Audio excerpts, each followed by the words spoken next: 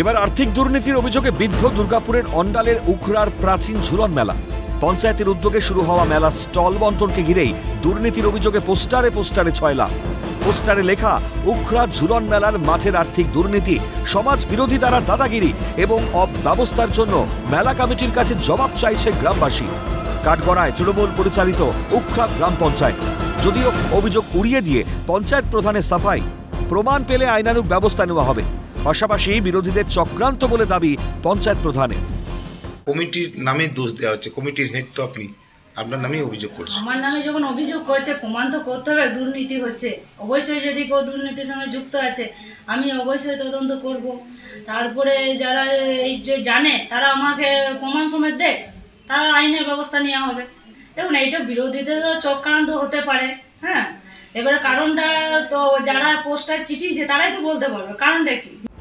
প্রাচীন মেলার সঙ্গে জড়িয়ে আছে উখড়াবাসীর আবেগ। উখড়া গ্রাম পঞ্চায়েতের উদ্যোগেই এই মেলা হয়ে আসছে দীর্ঘদিন ধরে। টেন্ডার প্রক্রিয়ার মধ্যে দিয়ে বসানো হয় দোকান। পদাধিকার হিসেবে মেলা কমিটির মাথায় থাকেন খোদ পঞ্চায়েত প্রধান। কিন্তু এবার মেলা শুরুর আগেই ব্যাপক আর্থিক দুর্নীতির অভিযোগে পোস্টার পড়ায় বেশ বিড়ম্বনায় শাসক শিবির। তদন্তের দাবি বিজেপি।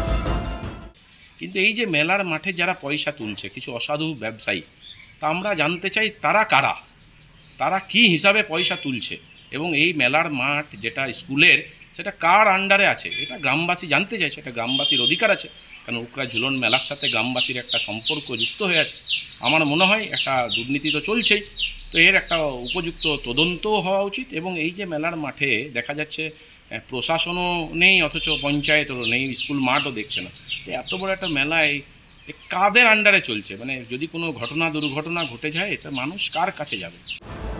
কে বা কারা দিল পোস্টার তা নিয়ে তৈরি হয়েছে ধোঁয়াশা। ইতিমধ্যেই ঘটনার তদন্ত শুরু করেছে পুলিশ। সমাজের রন্ধ্রে রন্ধ্রে বিষ ও বাষ্পের মতন ছড়িয়ে পড়েছে দুর্নীতি। ভয়ানক কালো থাবায় বিপন্ন জনজীবন। দুর্নীতির মারাত্মক ব্যাধি থেকে মুক্তি চায় বাংলার মানুষ। দুর্গাপুর থেকে রাজেশ সেনগুপ্তের রিপোর্ট, ক্যালকাটা নিউজ।